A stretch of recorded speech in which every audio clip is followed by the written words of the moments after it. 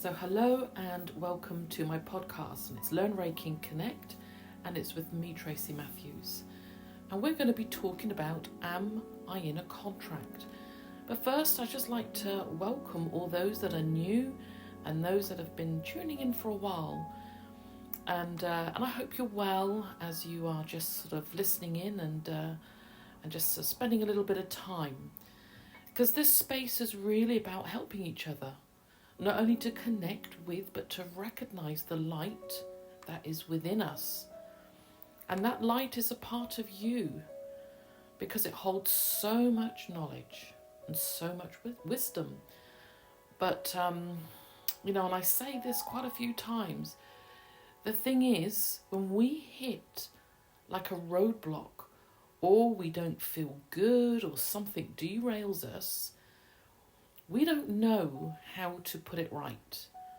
We don't know how to sort of go about dealing with it. And especially if we're on our spiritual journey, we can sort of feel that there's something wrong with us. And it sort of gets us all in a bit of a muddle. And we end up struggling along and focusing on what I call dealing with the effects and the symptoms, rather than really what put us there. And this is what this space, this podcast is all about, because I really kind of want to help all those who've entered into a difficult part of their life or their spiritual journey. So something perhaps has thrown you off balance. Maybe you're just in a rut and you don't know how to get out of it. And with that comes endless cycles, the same old pattern. And maybe it's just the same old things as well. Situation, lack of relationship, and the effect this has on us, well, it pulls us down. This is where our mental health suffers and even our physical health. And this is an interesting one because there's a lot that know that you're here to do something. But you're not quite sure how to go about finding out or what to do, or you do know, but it's all a bit too much. So you've sort of gone on a little bit of a close down. Or maybe you've simply just had the glimpse of your power and it overwhelms you. And I've met ones like that. And what we end up doing is sort of kind of leaving it alone. But through all of this, I have realised and I've learned that all answers are from within us. The question is, and it always will be, how do we access it? So this is where my inner voice, where I've gone on and really tried to find a way to access this. And that's what my work is all about. And it's really that inner voice or that intuitive feeling or sense that's helped me to work out a lot of the difficult challenges and maybe the times that have completely thrown me off balance. Because I don't know what it is. We tend to sort of, when things aren't going so good, that's the time we stop meditating. That's the time we sort of don't bother. We just seem to sort of go into ourselves. But in actual fact, it's something that I've come to realise and try to put into practice. This is the time that we need to hear our higher self, because we forget that part of us. And we just seem to, like I said, struggle on. But it's also essentially helped me look through what I refer to the lens of our soul. Because when you do that, you're going to see your truth. You're going to remember who you are. And you're going to remember what you've come here to do. And you're going to be able to get out of whatever rut that you've got into, whatever it is that's gone on for you, that's sort of just causing you to lose your focus. So we're going to jump in this week's podcast where we are looking at, am I in a contract? Now this is quite an interesting subject. So what do you think about that? What do you know about that? We're beginning to sort of understand a lot of quite sort of deep spiritual concepts and understanding the dynamics of relationships. And one of them is, am I in a contract? So what about you? Do you get a sense that you're in a contract with a particular person? If you feel that you are, how do you know that you're in a contract?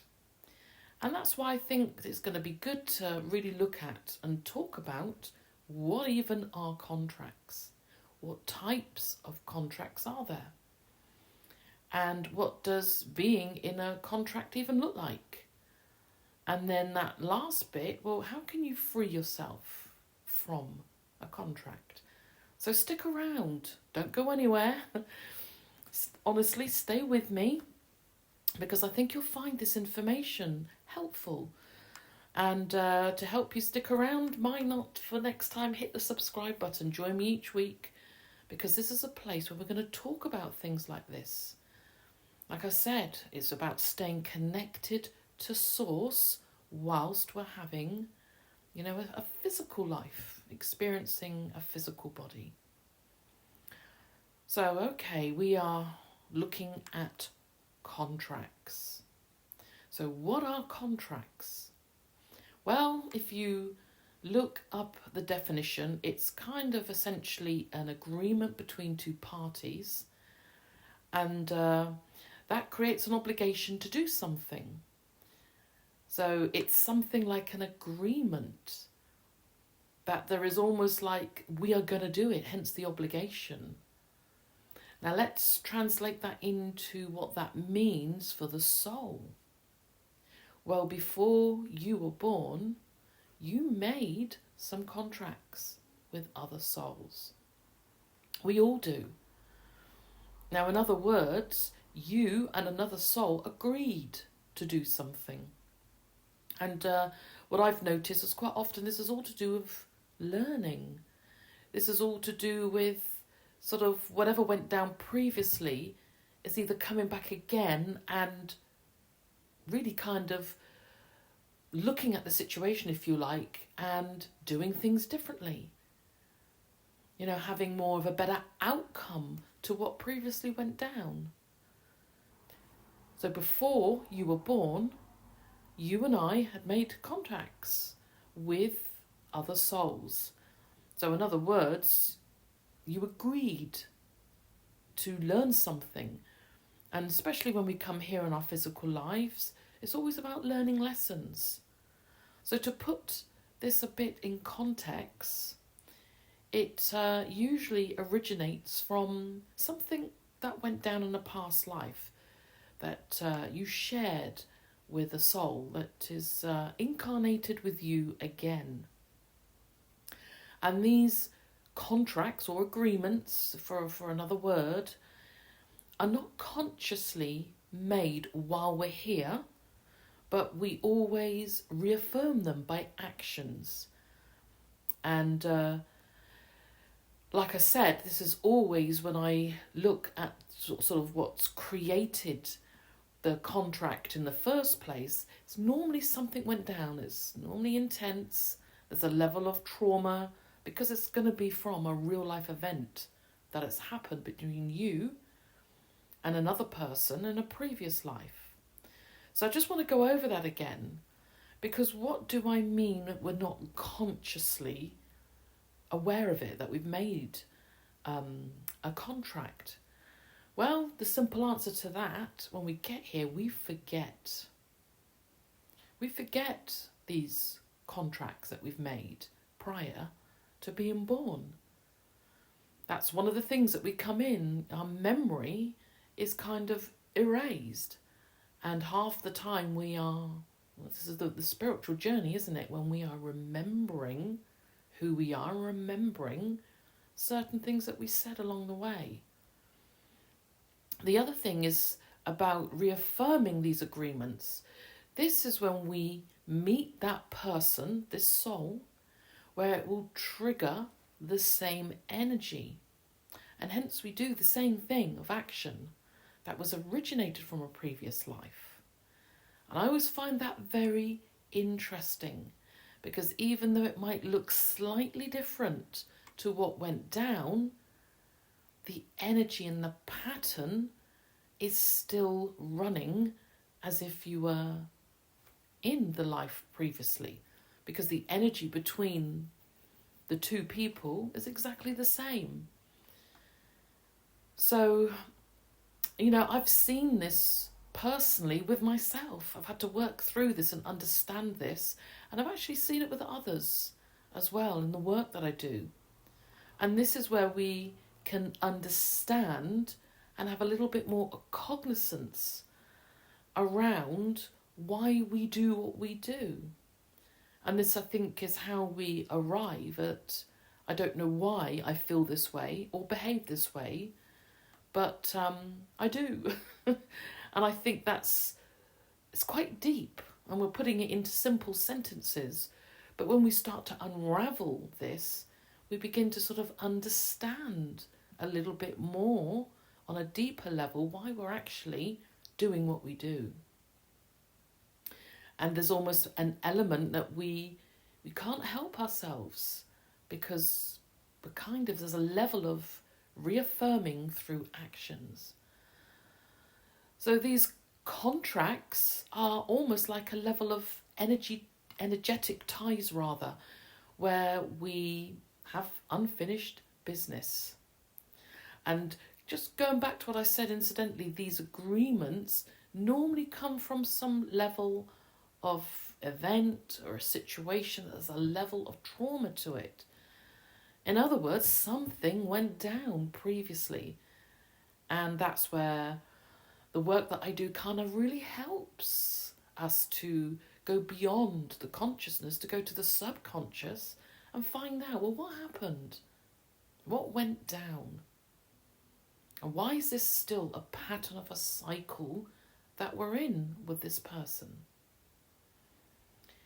And this can take a soul several lifetimes, incarnating, meeting up and figuring it out and trying to work through it. And I think this brings us then to the next question. Well, what types of contracts are there? Well, I've come across a couple of them, and you might be aware, but essentially I've come across soulmate contracts, and I've seen contracts of healing and contracts of protection. And we're going to look at them a little bit to sort of find out really what that kind of look like. But have you heard any of those terms before? I think soulmate, that's a little bit more widely sort of known, and people understand a little bit more about that. But I have to say, it wasn't until I sort of deep dived a little bit in learning around the Akashic records and just really from the soul perspective that how they could even get into what's called a healing energetic tie with a person, and how they can even get into a tie of protection with a person. But we'll look at that a little bit. And I think it's always good, what does this kind of stuff look like? Because unless we understand what it looks like, we don't make no correlation to it. So the soulmate one, I'd like to share my experience of a soulmate contract. Because I met this person 16 years ago, and something in me recognised him. There was no vocabulary back then. There was just no words for it. I couldn't even know how to put this into words. This has come much later on. But I felt like I'd recognised him. But I knew I hadn't recognised him, and I wouldn't have even back then had the words to say in this life. But I just knew it wasn't now. But I recognised him, and I felt that I'd seen his face before. There was like a level of familiarity there, which for me was like a sense, an intuitive feeling. And all that was ram-packed in that. Literally within a second, I had that sense. I have actually done a podcast all about this topic, and some of you might be really interested in that. It's only actually on YouTube, but it's how to recognise a twin flame connection. You might want to check that out if that kind of resonates with you.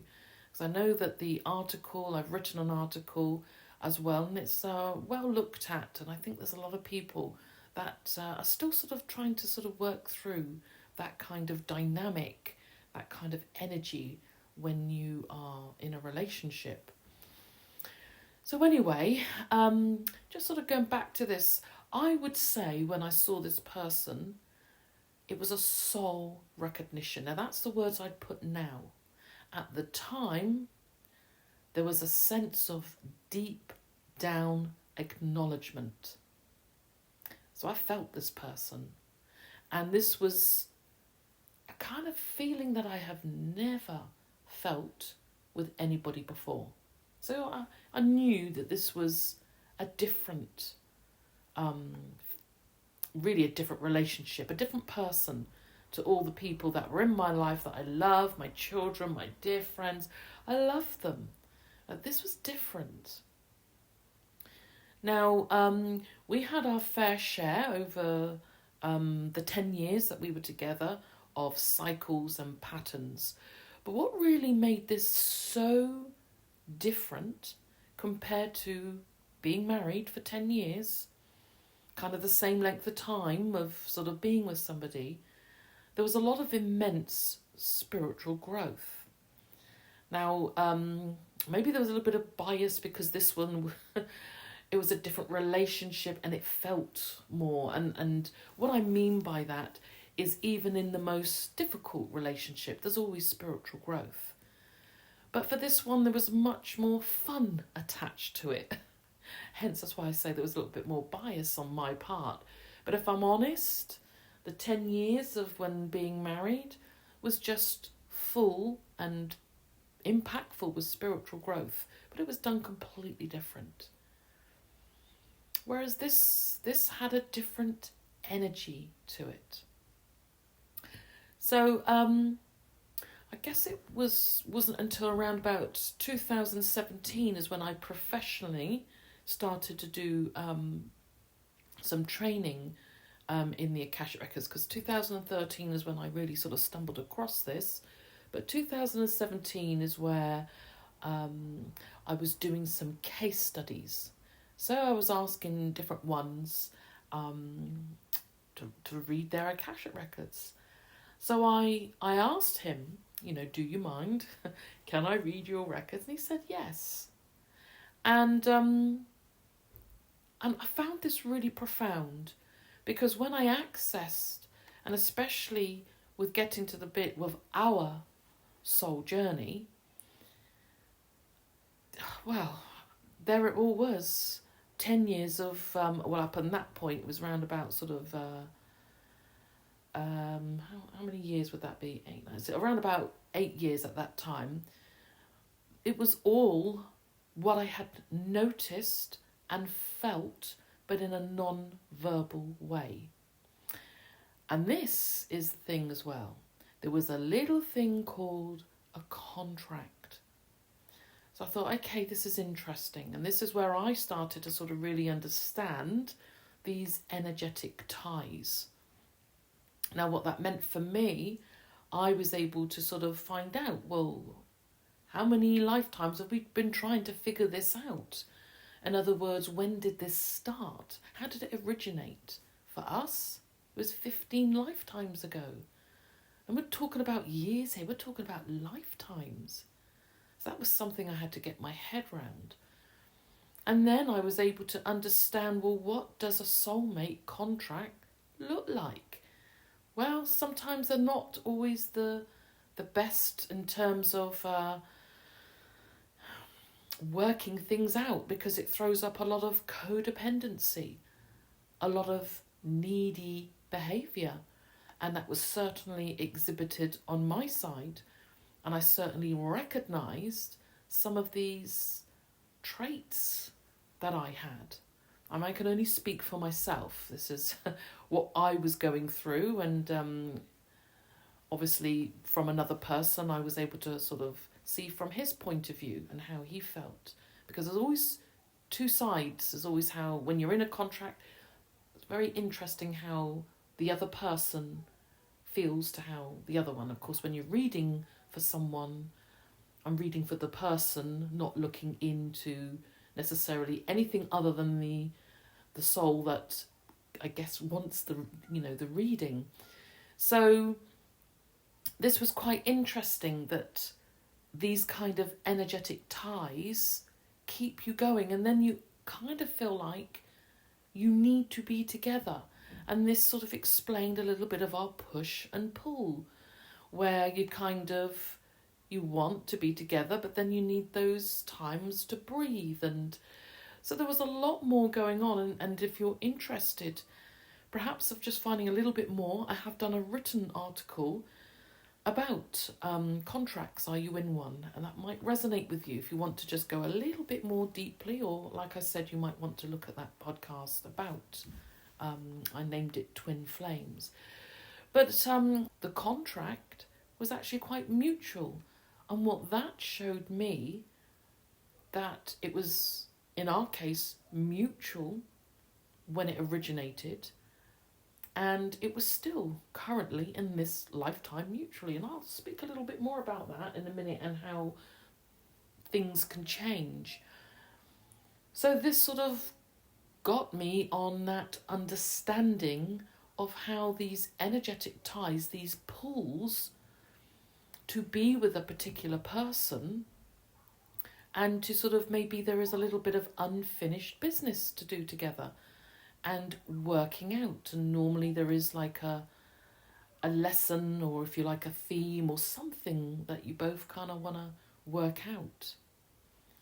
So that was, I found, particularly sort of interesting. And I have to say, hand on heart, everything was really accurate. Talking to him about this, he didn't say no either. And I always think that's really good, because obviously for me, I was more sort of like on a healing journey than perhaps he was. Sometimes, there's a partner that's more sort of into crystals or Reiki and healing, and the other one just isn't, but there's still a connection there. Now, I'm not saying he wasn't spiritual, because there was an element there of cognizance and awareness that was incredible.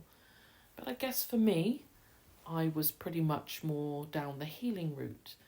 But he understood what I was talking about. So let's just move on a little bit now and look at what's called a healing contract. So what does that even mean? I always found this sort of looking at this, and it wasn't until I started having sessions with real people and understanding how this was playing out with someone. So how does a contract of healing play out in someone's in their life? Well, this is all to do with a level of investment in healing someone. This is all to do with energy and how people can get completely energy sucked. And this results in uneven exchanges of energy. And I'm going to share one an example of where somebody had a session and there was a past life that was revealed, that there was a tragic injury, an accident in that lifetime between the male, the boyfriend, and a girlfriend. And it was the girlfriend that had a tragic injury and an accident. And what transpired is that the boyfriend blamed himself. And he was so worried. And he took all the responsibility of what happened and did everything that he could to try sort of to heal and fix the situation. Now, fast forward, and this is why the session was required, in the present life, this energy of giving has presented itself again, this whole energetic between now two females. And what was transpiring between these two friends is the scenario was that one of them was pretty much had that need to look after the other friend. And that laid heavily on her. And there wasn't a level of understanding as to why that was. And incidentally, the other friend also had a medical issue. And this sort of almost reinforced that she needed to look after her friend.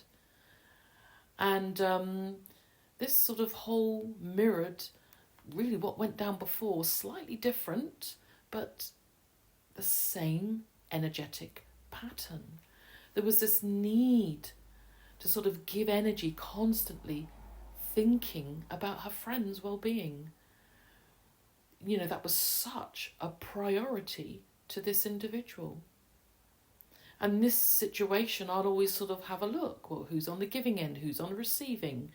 And it was exactly the same as it was in the life that it originated from. It was the boyfriend who was incarnated as a girl, the female who now had a friend who was female, but the energy was still there. So hence this contract, this energetic tie of coming back again and really having the same dynamic, which was what was going on. And this was really impactful. This helped her to understand why she's drained, always constantly worrying about her friend's well-being. And this wasn't necessarily the case for the other one. And I'll talk about the reason why that could be shortly.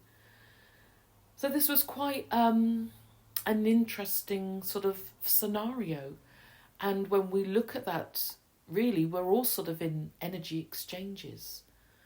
But when we're in something where we take the responsibility to take on that healing for someone else, that level of wanting to please and help, and that level of investment is an energy suck, especially if it's not in return, it's not mutual. And this was the other one as well. Now this brings us on to the protection. What does a contract of protection look like? Well, again, this will be always something that transpired, resulting in either like a decision of making a vow or even a promise.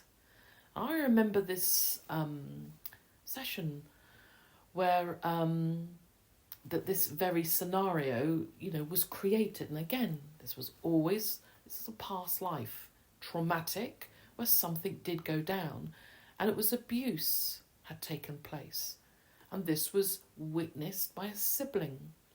So these were two siblings in the past life, and the other sibling makes that, if you like, decision, that sort of agreement that I'm going to protect you no matter what.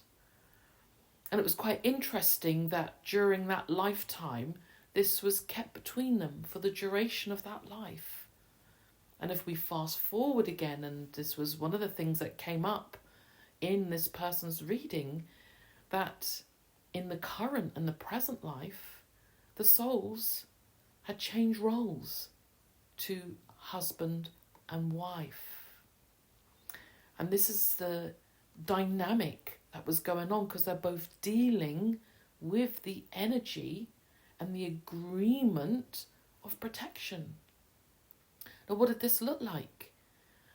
Well, in this individual, they were really overwhelmed because the relationship was so intense.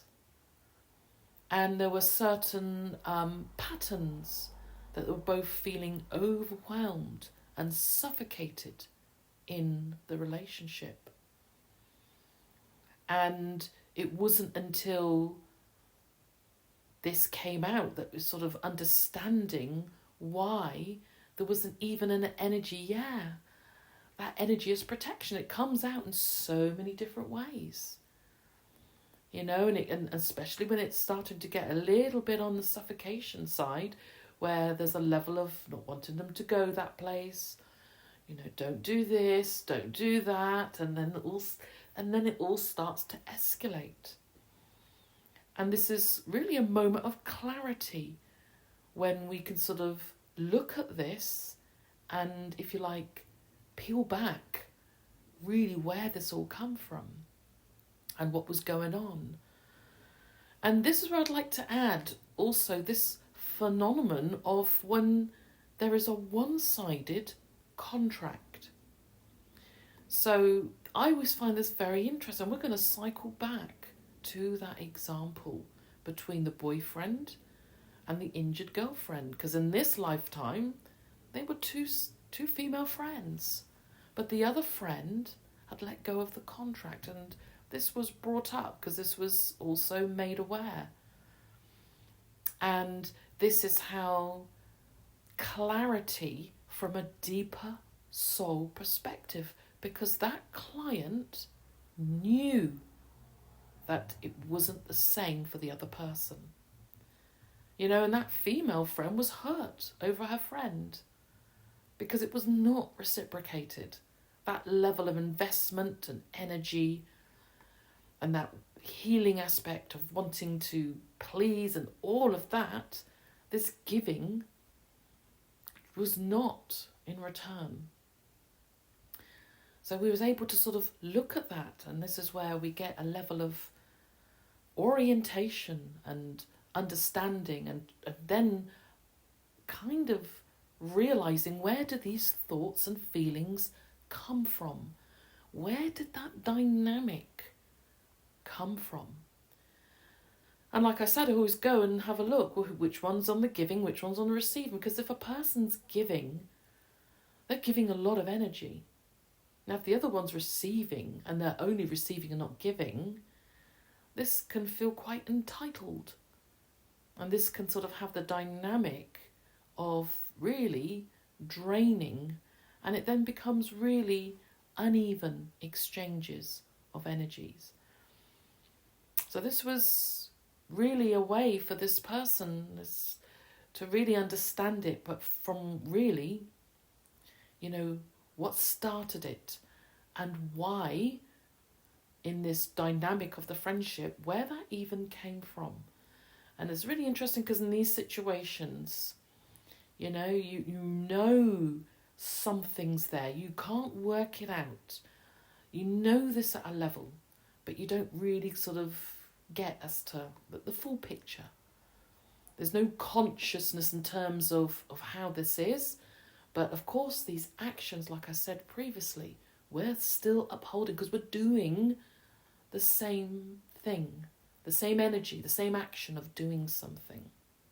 The actual friend, the other one that had let go of the contract, found her dear friend too overpowering and was pulling away.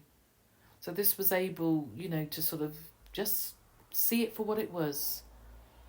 And it's always a choice. There's always a choice, but sometimes we're in the mix, or if we're in the throes of things, we don't realise this because we're too busy sort of reacting and resisting and sort of not even aware why we're behaving or acting and feel that way or doing actions as a result. So this, in these sort of scenarios and how contracts are in place, can be almost a level of release and almost a bit of right, that makes sense. That might be something that's just running through you right now, because this is the thing. Whenever this is brought up, someone will never say to me, no, I don't agree with that. This doesn't make sense.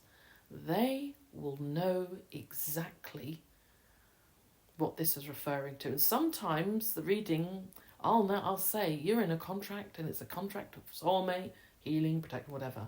And this is how it started. Who is that person? And the client will always know. And this is really incredible because this is really a level of understanding and remembering. This is not something we're told. This is something at some level we already know. So this kind of brings us to the next part of the question we're asking. Well, how can you free yourself if you have got a sense that, there's something going on with this particular person? So when I realised that a lot of the dynamics were from the past, and looking back from hindsight, you then could sort of see things a little bit more clearly. And I think, have you noticed that? Hindsight's great.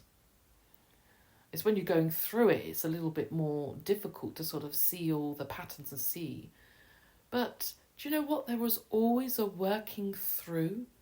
There was always a part that, even though there had no labels, there had no vocabulary to it, there was a part that was always sort of navigating through it. So even without being conscious, there's always going to be a truth, and that's your soul. Your higher self is going to be guiding you. So if you're in a contract, you might be getting a sense of that. You might sort of knew about this or felt or sensed this before, because then comes that time that we begin to understand exactly why we're going through something. Or we are ready to let it go, because this is always to do with divine timing. That's between you, your soul. Your guides will always help you and navigate that. So how do you do this then? What are some of the things that you can do? Well, you can ask your spirit guides or your angel to help you. Just ask them. They know about this. Your guides knew this, and you knew your guides before you were born. And I have seen, especially in contracts, sometimes there is a guide that will help you just to remember a specific time or whatever that you're going through, so that there is now an opportunity to let that energetic tie, that pulling and that energy go, because it just means, because all it represents is that you're in a pattern, that you're doing the same thing that you did before. And quite often those patterns were not free. We're doing what we do because we just think that we have to. And from a soul perspective, that's not what it is from being here. When we come here, here's where all the limitations are. But this is in our lives where we can start to let things go. Start to bring awareness to it. So ask your spirit guides or your angel. So you might use what I always term the power of your intention, because that is huge. Now I talk about that because Yasui left that whole power of intention in our consciousness through the Reiki. And I work one-to-one with people on Reiki and learning how to use that in so many ways, but to focus and connect the mind through meditation, and then really getting a grip of using that power of intention in other ways too. So use that intention just to let it go. You can state, I'm now ready because I understand why this behaviour. I've always had a inkling that there was something keeping me tied here, when really I've outgrown it. And then you can use your free will and your power to let it go. Another way, you might want to write it all out. Journal. Get it all off your chest. And that's one of the things I did. I wrote articles. I did a blog on it. because I just needed to speak about it, share it with others. That might be something that you might like to do. There's a lot of healing involved there, and it helps others. On this situation, you either get it out there for people to see, or maybe you don't want to do that. But you use it as a symbol and tear it up. And just say, I let it go. There's lots of ways that we can do that. So you might be getting a little bit of a sense that this is resonating with you. That this energetic pull and tie is perhaps becoming more aware in you. Maybe like the time, 16 years ago, I didn't have a vocabulary. There was no words for it. I didn't know how to even put it down. But at some level, I understood it. So I did choose to let the contract go with the soulmate. And this is really interesting because it doesn't mean that you let the relationship go, or the bond that you have with that person, that desire and that love. This is not what we're talking about. We're just talking about that energetic tie. And I've seen many soulmate contracts over the years, and they're all very different. They're all at very different stages. And for me and for the person involved, we were tired. Not with each other, but we were just tired of, there was an energy there. It's like we'd kind of done all this before. I just feel that this was right. So what happened, in the past, for me, I said it had been done. So I set that intention and did the clearing. And I let it go. And I said to him, I've let it go. I've just let that tie go so that we can be free. And he said, oh, then I am too. And he did. And he died in 2018. And I really began, because I've had a couple of years now being by myself in terms of having time to sort of look at this and sort of see it for what it really was. And this was the life that we said that we wanted to move forward. Not of each other, but just of what happened in previous lives and why we kept meeting up and trying to work out our relationship, our situation, etc.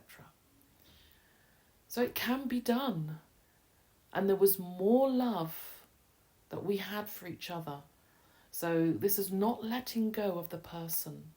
It's not letting go if it's in a protection. There is always, when we love somebody, we want to protect them. It just means that we don't become overly invested and almost smother another person. It's where our actions become over actions. There is that fine line there. We're not talking about letting go of feeling healing and loving someone and giving energy. We're not talking. It's when it's at its opposite, when it's overwhelming, it's interfering in a relationship. And this has always got to be felt. You'll always at some level get a sense of this. So what about you? Are you in a contract? Because there will be a part of you that will let you know it's probably resonating right now. And it's really beautiful because when we come here, we are not alone. Our spirit guides, our angels, they will guide us. And I remember just when I was ready to throw in the towel at the dynamics and just all the stuff and relationships, and I just thought, I've had enough. My angel got my attention. Yes, he got my attention. Because I was getting fed up. I couldn't understand. I didn't understand it. Even though it was beautiful, it had a polarity to it. It was one extreme to another. And there was a lot of spiritual growth and involvement in it. And it was sometimes a bit too much. But my angel got my attention. And this is where I just started, go and look at that. open that article, listen. Maybe this discussion will resonate with a lot of you and some of you out there. Because this is happening for us. We're beginning to understand. We're getting a lot more cognizance and awareness. That part of us speaks to us. It lets us know it's there. And maybe what we're talking about resonates. Or maybe listening to something, or you've listened to something else and stumbled across this, or you've been reading something, and then we get that ping. And that ping, or that vibration, whatever it is, that part of you remembers a plan or a contract. And this is a fantastic example of what we've been talking about, where you hold the wisdom and knowledge. And most of the time, this wisdom and this knowledge comes through as intuitive hunches. It really is that sense. It's a knowing, it's a feeling. Nobody has to tell you. Nobody ever told me this. And it wasn't until really 8 years in, I kept this all to myself. This was just a sense. This was just a feeling. And no one tells you until you're ready to sort of find out for yourself. Almost like confirming what you already knew. You know, and maybe this is a part of that haunch. And I'd always encourage that we need to just connect with that light. Listen to that. You know, listen to that intuition and that knowing. And if you're ready and it feels right, then ask your spirit guides, ask your angel, whoever it is that you feel close to. You know, for some of us, it could be Jesus, it could be Mary, it could be Buddha. It doesn't really matter. You know, when we're here, we have these different labels, these masters and teachers that have been here that have helped us through. When we're in the spirit realm, we're all one. As long as, you know, we're connected to that light. Just ask and they're there. And they will help you through whatever it is. And sometimes I've had people that are in crisis where they've been really difficultly in either with a really difficult relationship. And at the heart of it, I've seen over the years with a lot of people, there are these simple little things of contracts, these energetic ties that kind of don't help us to be free, if you like. They keep us tied. And they're exhaustive. And they can be really helping you to remain stuck.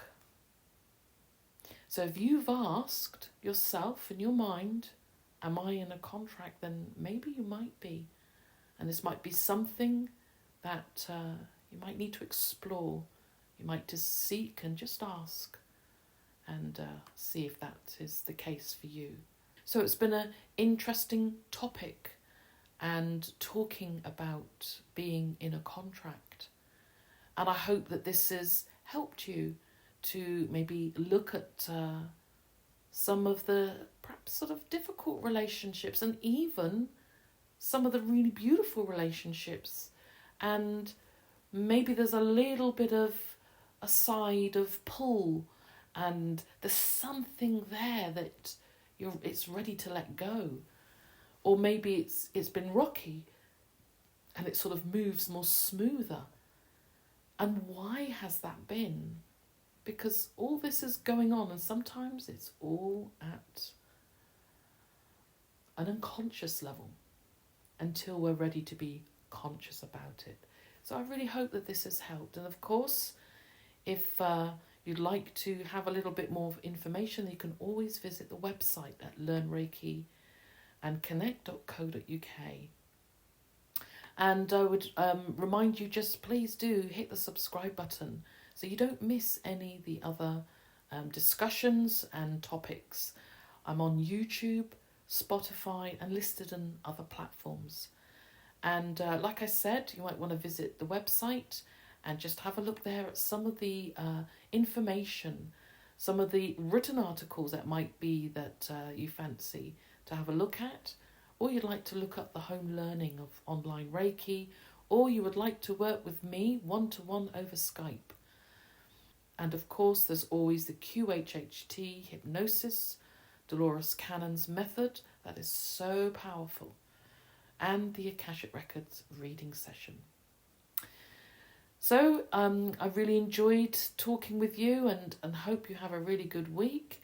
And until next time, do take care and bye for now.